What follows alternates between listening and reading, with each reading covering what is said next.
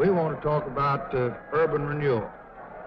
We're going to talk about low-income housing. We're going to talk about area redevelopment.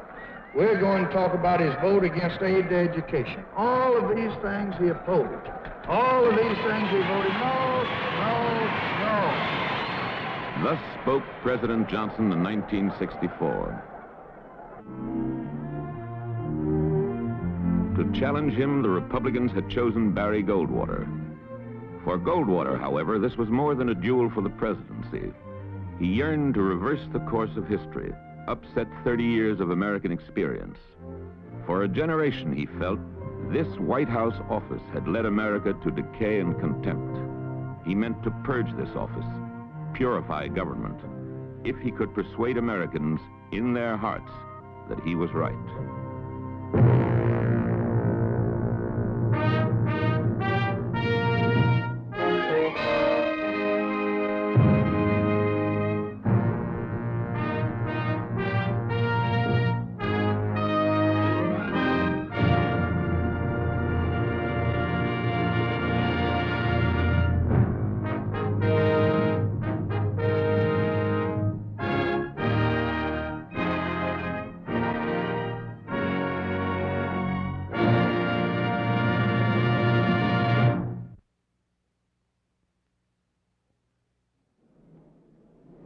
Already in the fall of '63, John Kennedy had sensed new challenge in next year's election. Former President Eisenhower wrote recently in an article that he was unclear about Senator Goldwater's views on certain major issues. I wonder, sir, whether you share this uncertainty. Oh, yeah, Senator Goldwater is speaking frequently, and he's saying what he thinks as of the time he speaks, and I think, therefore, we have an opportunity to make a judgment of where he stands. I don't think Senator Goldwater has ever been deceptive. I think he's made it very clear what he's opposed to, what he's for. I gather. I've gotten the idea. And I think that President Eisenhower will as time goes on. Thus, with combat relish, John F. Kennedy set out for Dallas to seek approval of his leadership with a journey in the sun. By the way, any fear that demonstrations may have marred the presidential motorcade here in the downtown area, at this point, however, seems useless. Crowds here seem to radiate a love for the presidency. The Dallas Police Department is working with a fully augmented force to dispel any fear that unfortunate incidents similar to those that accompanied UN Ambassador Adlai Stevenson's visit do not occur on this trip.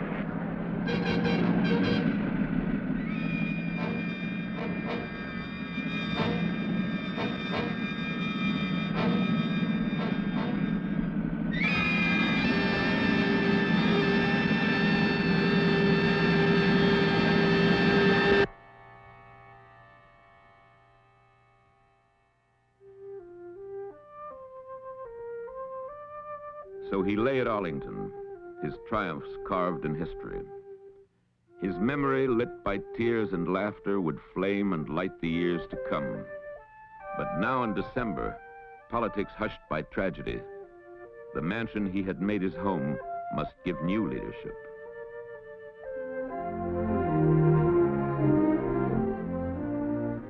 In winter's darkness, all men wait the new president's guidance. His cabinet puts before him a Congress deadlocked in debate, the torment of a nation on the edge of racial clash. With steadying certainty, Lyndon Johnson takes over. He tells them all, we will continue in the direction set by Democrats from Roosevelt through Kennedy. War in distant Vietnam presses him for cruel decision. Fresh advisors join him as he ponders counsel from veteran soldiers, famous diplomats. But final judgment, carrying life or death, is his. Groping, learning, testing men about him old and new, the crushing power of the presidency is his alone to guide. Thus, from the darkened White House, as Lyndon Johnson makes known his purpose and direction, politics begin as men with other visions contemplate the assault on the American presidency. Power in America is carried by no assassin's bullet. It must be freely given, freely won.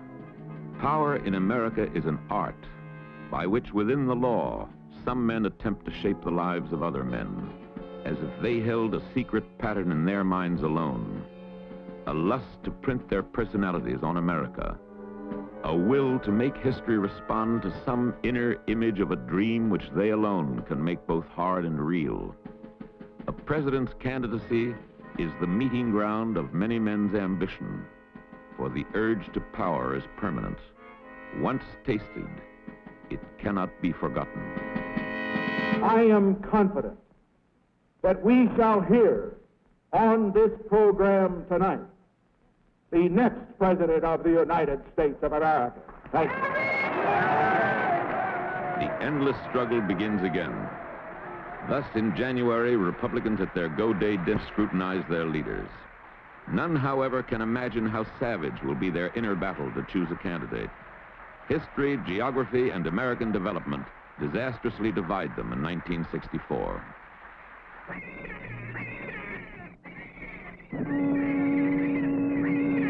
For 24 years, the Republican Party has been commanded from the towers of New York. Here, where the Federal Reserve Bank broods over Wall Street, many Republicans of the West see a sinister establishment of bankers and financiers. This center of the cobweb of world finance dominates, they feel, not only the nation's business and credit, but its choice of candidates, too. Even more sinister, they think, is the Madison Avenue branch of this Eastern establishment, control center of American dreams, ideas, opinion. From the spire of the Empire State Building, television casts its spell. National magazines and press agencies shape the news. From the offices of the Herald Tribune a century ago, Horace Greeley first blew the trumpet for Lincoln's Republican Party. His editorial heirs still feel they are its voice, but conservative Republicans resent Eastern leadership. And above all, they resent the man at 22 West 55th Street. Nelson Rockefeller, governor of New York, has written an impressive record of state accomplishment. His staff is muscled with experience, talent, wealth. An aggressive liberal, he's been the first man to announce his candidacy. His ambition is clear. His name has magic. But politicians weigh his problem with a cold eye. Frank, come shake hands with Happy. It's a pleasure to know you. At the age of 53, Nelson Rockefeller has divorced his first wife after an unhappy marriage to marry the radiant Margaret Murphy, likewise divorced after an unhappy marriage. To men and women of dogmatic morality, this appears the manners of Manhattan, Babylon of the East. Politicians feel the matter an insuperable burden.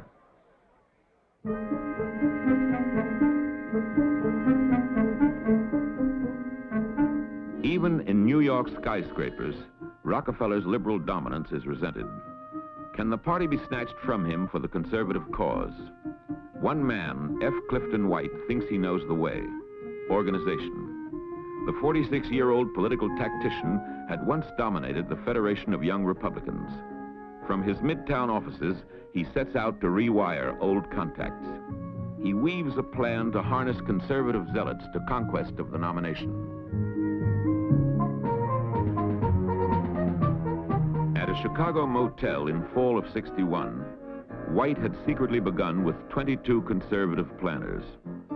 Again in Chicago, in December, at another motel, 27 met to divide America into 9 planning regions for control of delegates. In the next 2 years, they met repeatedly.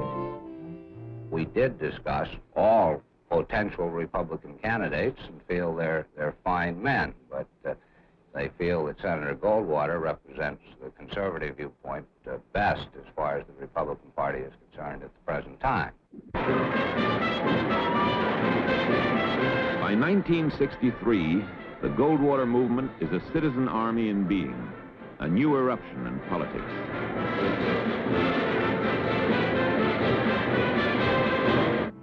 The Goldwater movement has a doctrine, a gospel.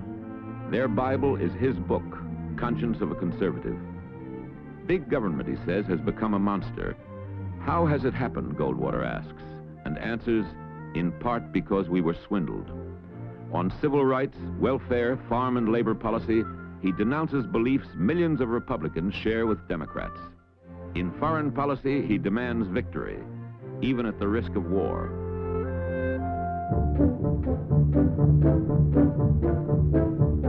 To legions of stalwart middle road Republicans, his creed seems taken from old-fashioned patriotism. In the 20th century world of many tangled complications, innocents and cynics both crave simple answers. Goldwater's striking words, his blunt analyses recruit a host with many banners, some of conscience, some of fear. Some seize his doctrine of states' rights to cloak old Southern prejudice.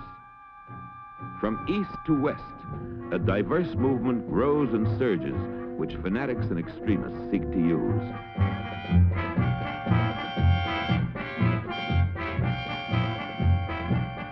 The John Birch Society, whose leader Robert Welch once called Eisenhower a communist tool, tries hard to infiltrate. Goldwater flatly disowns Welch, but will not outright repudiate support of the right-wing society.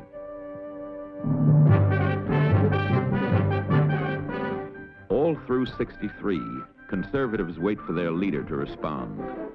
A man of the old frontier, he sees his cause as the rebirth of its early virtues, when individuals chop destiny out of wilderness without hindrance from government, but without help either.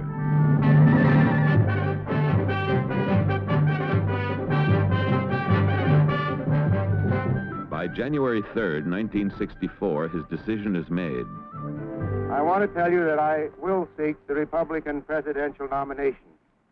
And I've decided to do this because of the principles in which I believe, and because I'm convinced that millions of Americans share my belief in those principles. New Hampshire will first show how many share Goldwater's principles. Yankees whose grandfathers died for Republican principles a century ago will vote in '64's first primary. To sway the state's Republicans, Goldwater hobbles in January for 23 days of barnstorming. Overexposed, this reserved Westerner finds the antics of primary campaigning annoying. Proclaiming the message of his new conservatism, he is dismayed by shocked reactions to his quick statements. I have consistently opposed federal aid to elementary education in this country. The Marine commandant, who's ever in charge, should tell Castro to either turn that water back on, or we're going to send a detachment of Marines to turn it on and keep it on. I don't believe that Social Security adds too much stability today. Newspapers compress these statements to headlines. Overnight, his candor earns him the reputation hip shooter. For Rockefeller, the primaries are vital. Powerful bosses oppose him. Goldwater counts on delegates accumulated in months of planning. Only by appealing to people in open voting can Rocky show the magnetism to make him candidate. His smile lures thousands to the streets. Lavish financing matches Goldwater's funds. He evens the race, then surges ahead in polls as he denounces the Arizonan as reckless, pleads that Republicans cling to responsible mainstream policies. But Hampshiremen are perplexed by the anguish of a private life which he cannot publicly explain. A new name is suddenly thrust into the contest. From over the border come 4 light-hearted Boston amateurs who open a headquarters for $400, borrow furniture, and urge New Hampshire to reject both candidates to draft a tested statesman. Lodge's campaign snowballs. His name is an escape from the dilemma of choice, and volunteers respond across the state. In 14 inches of March snow, the voters speak as the nation waits for the first clue to decision. 18 minutes after the polls close, network analysts declare a shattering defeat for both Goldwater and Rockefeller. In a stunning upset, New Hampshire Republicans choose Henry Cabot Lodge. Far away in Saigon, the ambassador hears the news. We know that Senator Goldwater's campaign manager has already conceded the victory to you. And so has Rockefeller. I am precluded by Forest Service regulations from talking about politics. But Goldwater's movement has roots too deep to rip with one defeat. At unnoticed state caucuses from the Rockies through the South, fervent conservatives button down delegate after delegate in ever-mounting numbers for the Arizonan. Yet politicians view such totals disdainfully as Rockefeller recovers from New Hampshire to crush Goldwater in Oregon's open primary. Unless Goldwater can win one open contest, most feel his party will reject him.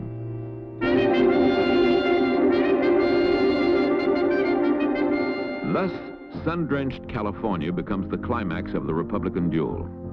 The nation's largest state, pulsing with exuberant growth and vitality, offers the last open primary on June 2nd. But 43% of the voters live in restless Los Angeles. Ever-moving, rootless, these newcomers have come to dwell in endless suburbs, some seeking the good life, a new hope, others in flight from the turmoil and congestion of the East. These lonely people make a confusing political target.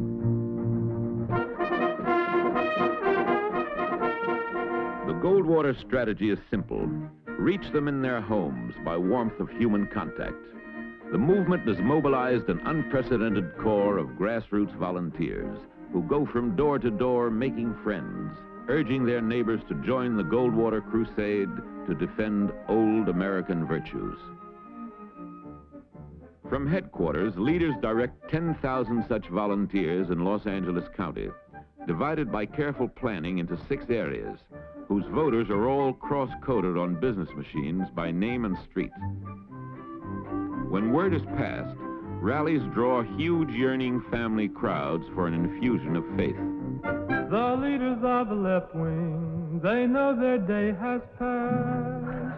America's awake now, and Barry's riding fast. Get along home, left wingers, get along home. Get along home, left wingers, it's over now for you. Pity that poor Harvard bunch, just think about their doom. They'll have to leave the White House and go back to their classroom. Get along home, Harvard bunch, get along home. Get along home, Harvard bunch, it's over now for you. The people now are worried, they know what's going on. And when the votes are counted, the frontier will be gone. Get along home, New Frontier, get along home. Get along home. Aloof from the press, which he thinks hostile, Goldwater talks to rallies like this chiefly of patriotism, denouncing American weakness and foreign policy. Ladies and gentlemen, the real isolationists in America are the men who can't see beyond the ballot box, who talk and talk, but who fear to act, who can only mumble when the American flag is torn down, trampled on, and spat upon.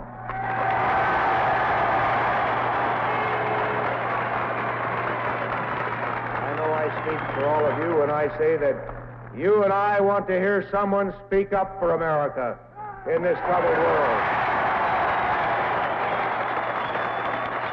He is trying to camouflage with double talk, but he cannot erase the record. His recommendations for the use of nuclear weapons, in my opinion, is not only reckless, but dangerous in terms of the preservation of the peace. He has said that Social Security should be made voluntary.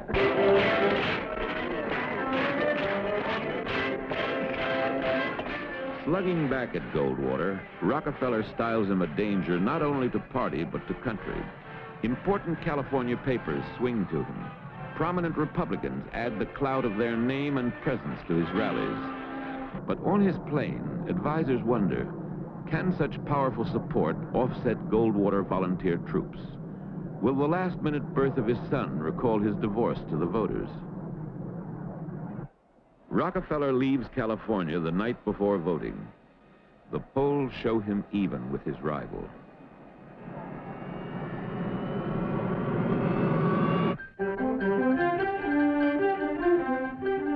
At the Ambassador Hotel, the Goldwater Crusaders gather on election night to wait the outcome of their struggle with Rockefeller. The first returns show them narrowly ahead. Rejoicing grows as the bejeweled and homespun alike grow confident.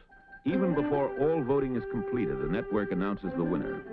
The volunteers have delivered the vital margin in Los Angeles. to give their champion a hair-thin statewide victory of 51.6%. Goldwater leaves at 11 o'clock, his critical victory won. The nomination all but in his grasp.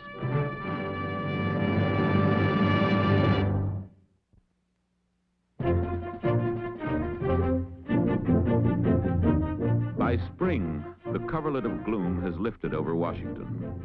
Yet neither the president nor his key advisors will talk politics. Feigning to ignore the Republican rumble, Johnson becomes Mr. Get Things Done, at times benign, at times irascible. A new and giant folk character, Uncle Lyndon emerges as friend of all. As he travels stricken Appalachia, he makes clear his concern is poverty, not Republicans. Labor and management must live in peace, he says, as he settles the railway dispute. Relentlessly, he presses Congress to pass blocked bills.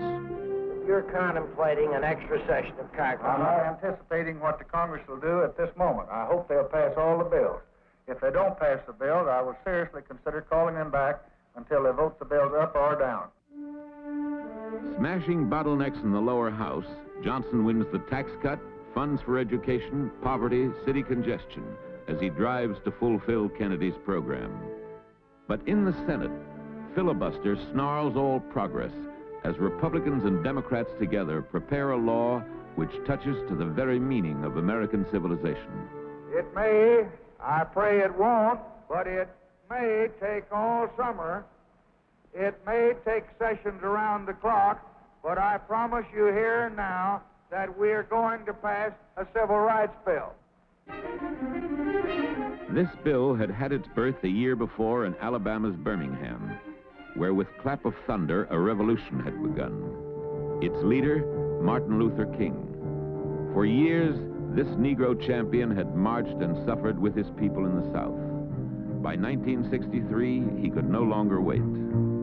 There is nothing more powerful in all the world than an idea whose time has come. The idea whose time has come today is the idea of freedom and human dignity. Dignity, a word no law defined. The right to enter public places, to sit and eat like human beings. But to white Birmingham, King's challenge was black defiance. Day by day, his 5-man sit-in platoons were hauled to jail as he attempted to engage America's conscience. On Good Friday, April 12, 1963, King himself was arrested in Birmingham. And like a spark igniting powder, his arrest brought revolution to explosion.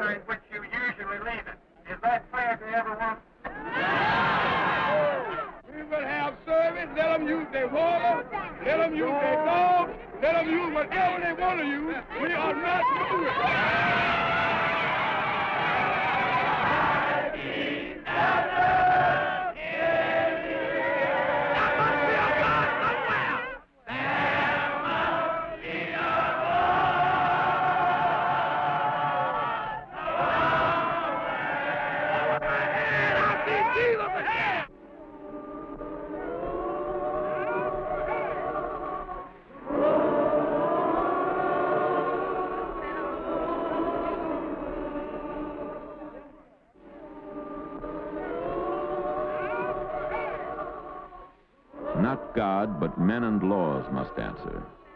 Thus, a year before, the Civil Rights Bill had come to Congress. And now, in '64, senators, in their longest debate in history, search their conscience on this law protecting all men's equal dignity. Goldwater, fresh from California, returns to vote. States' rights are involved. Has the powerful federal government the right to force sovereign states to protect civil rights? The nation waits his answer. And so, because I am unalterably opposed to any threats to our great system of government and the loss of our God-given liberties, I shall vote no on this bill. By 73 to 27, the Senate finally passes the bill and sends it to the president for ceremonial signing. Hello, Roy. So glad to see you all. Has anybody talked to you all about I want to talk to you before you leave? For Pennsylvania's governor, William Scranton, Goldwater's vote rings an alarm in the night. Already at a governor's conference in Cleveland in June, he has bungled a major chance to organize liberal Republicans against the Arizona. All spring, despite the urging of his staff, he has shown no appetite for battle. Now, however, Goldwater's vote disturbs his conscience. Scranton will not let his party discard the Negro voter and its own traditions. I come here to announce that I am a candidate for the presidency.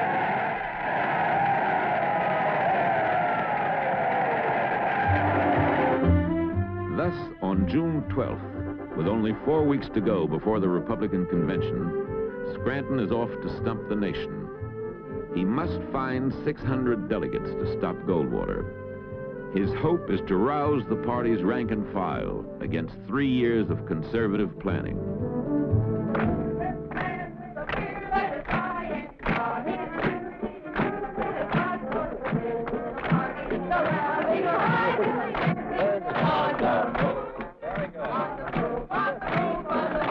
Someone describes his campaign as young Lochinvar against an armored division.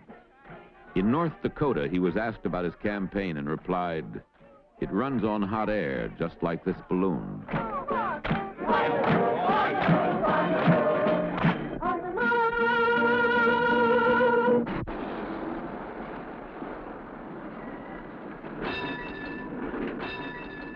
San Francisco sparkles to greet convention crowds, but all decisions of strike and thrust will be made here in the towering Mark Hopkins Hotel, where Scranton and Goldwater headquarters are interlayered all the way up from 12th to 17th floors.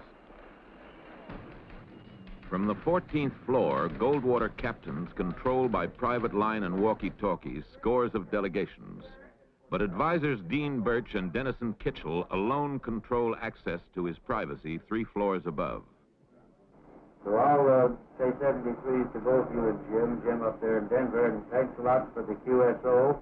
And our QSL on both of these so that we can affirm the... There, serene while his lieutenants below frustrate Scranton, Goldwater relaxes at his hobby, chatting with radio amateurs around the country. They stick you a hotel room here in my position, and I don't like staying in a room for 12 hours a day with nothing to do but look at television. For Scranton, battling uphill, it is otherwise. He hopes pressure from delegates' hometowns will change their minds. Every minute, every visit counts, as he pleads at caucuses that Republicans think deeply before departing from tradition. His greatest hope to back his plea is Dwight D. Eisenhower.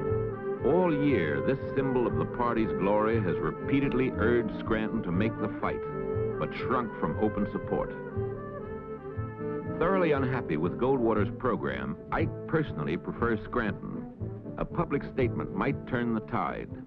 Now, in San Francisco, delegates wait to hear his choice.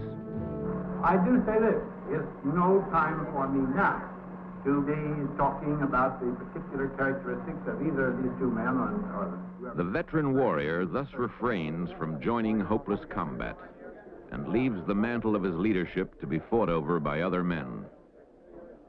All right, I'll check on television. I'm in my room if you need me. Thank you. Yeah, they're making the motion on the rule change. Find me. Yeah. Yeah, because we have 699 votes against it. Goldwater knows his delegate count has long since passed the 655 needed for nomination. With Eisenhower silenced, he believes the grip of Cliff White's organization to be secure. Only some flaming issue could shake this grip, but the liberals must find one first. His side was supporting it, the Goldwater side was opposing it, and it was voted down. So the Scranton move was defeated. It was, as you saw, an attempt to change the rules so as to bar the seating of any delegates chosen on a basis of racial discrimination. It was apparent before the vote came that it was not going to pass because those speaking in favor of it got almost no applause. Those speaking against it were applauded. Did you order lunch? Give me an S! S! Give me a C! C! Give me an R! R! Give me an A! A! Give me an N! The crowds of San Francisco pour out for Scranton, but what he needs are hard votes, not cheers. Give me a president! Bill Clinton is our man. He can do it. No one can. Bill Clinton is our man. He can do it. No one can. Bill Clinton is our man. He can do it. No one can.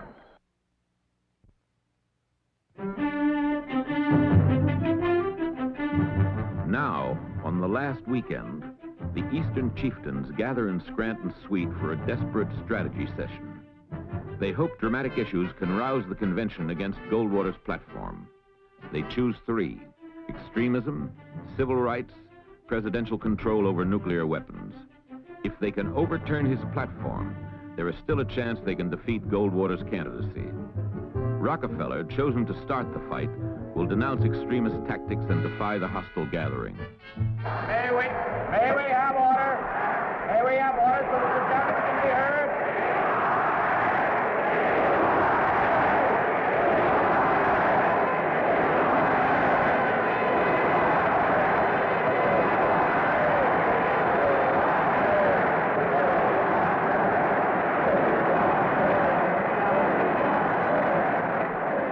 Denied his moment till late at night, when viewers in the East are sleeping, Rockefeller faces right-wing fury. Precisely 1 year ago today, on July 14th, 1963, I warned that the Republican Party is in real danger of subversion by a radical, well-financed, highly disciplined majority.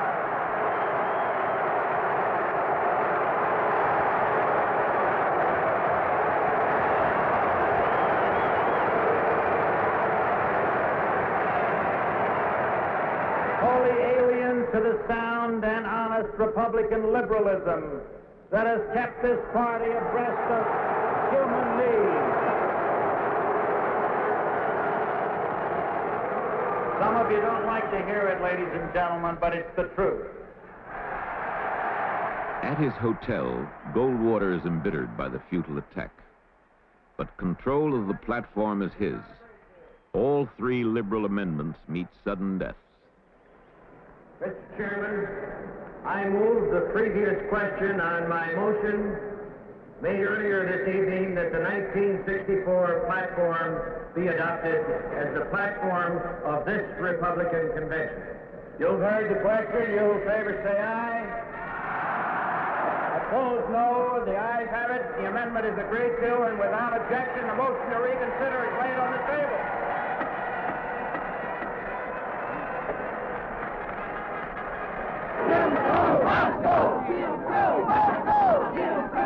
A circling ring parades to warn Republicans of rising indignation in the civil rights movement. But in Goldwater's trailer behind the Cow Palace, Clifton White's deputies confidently wait the final roll call. May we have order? Alabama cast 20 votes for Goldwater. Alaska. There is no doubt as the call proceeds. For the first time in 28 years, the conservatives have triumphed. The Republican Party has been captured. The nation will have a choice, not an echo. Mississippi, now a two-party state, proudly cast its 13 votes for the next President of the United States, Senator Barry Goldwater.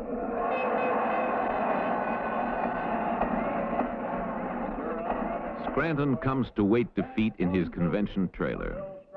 He hopes to heal his party's breach and prepares for gracious surrender as Goldwater votes mount to the 655 majority. South Carolina, 16 votes. Mr. Chairman, humbly grateful that we can do this for America. South Carolina has 16 votes for Senator Barry Goldwater.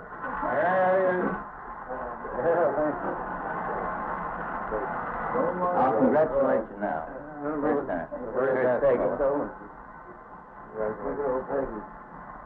I guess she's starting to cry. Yeah. Come on, cut it out.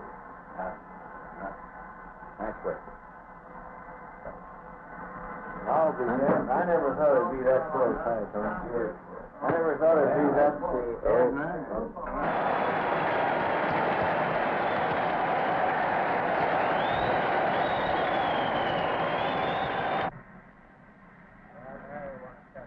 In this jubilant moment, Kitchell, Goldwater's closest confidant, calls Cliff White architect of the triumph. 2 days later, they will deny White the party chairmanship he longs for. But tonight, they savor victory together. Now, Cliff, and all of you, we just want to thank you for that marvelous job. It's a great thing. In just a moment, here's Barry. He wants to say the game. Here's Barry. Guys, Cliff, you did a wonderful job, all of you fellas, and I just can't thank you enough. We'd be back selling pants if it weren't for you guys. Okay, we'll see you down here a little later. Delegates and states are permitted to change their votes and they will be recognized. Prior to that, I ask you to hear from a great friend of mine, William Stratton. Uh-oh, there comes Stratton. 800 pounds. Here we go. The final figure is 883.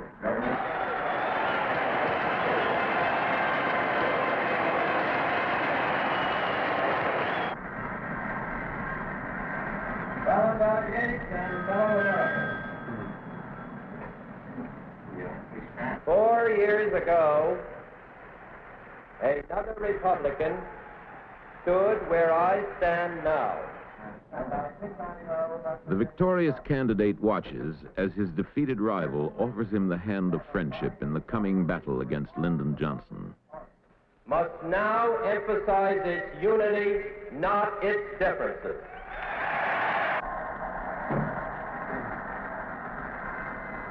Is that his daughter?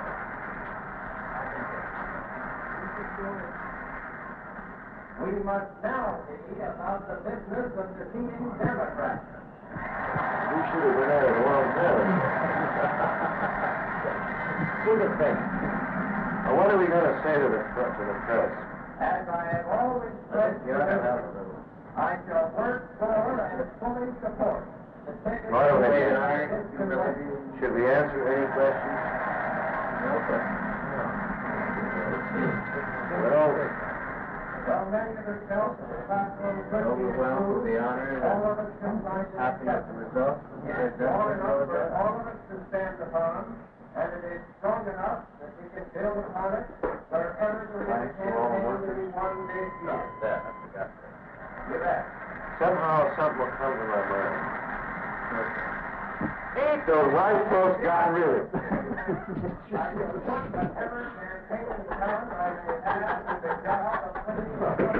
Hello, Tommy. All right, boy. Thank you. Thank you, Charlie. May I say to you that I have the privilege to move that we make the nomination of Senator Goldwater unanimous for the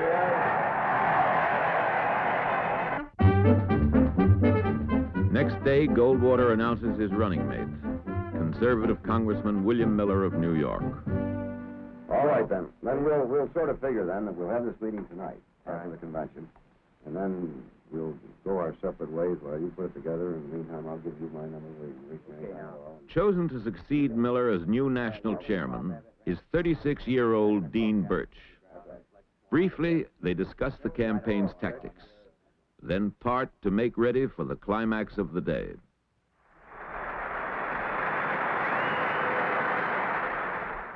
A man of great integrity, of courage, one who loves his country and will serve it well. But I present him to you tonight simply in this way.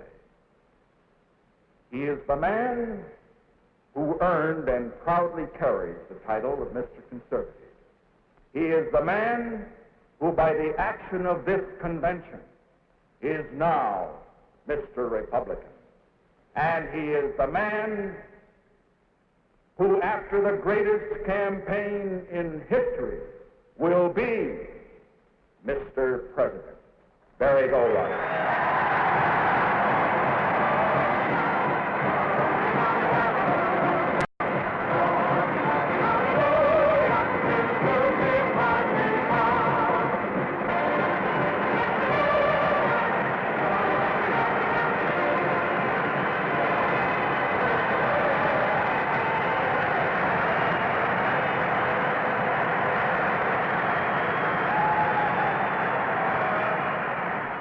Acceptance speeches always ring with denunciation of the enemy party.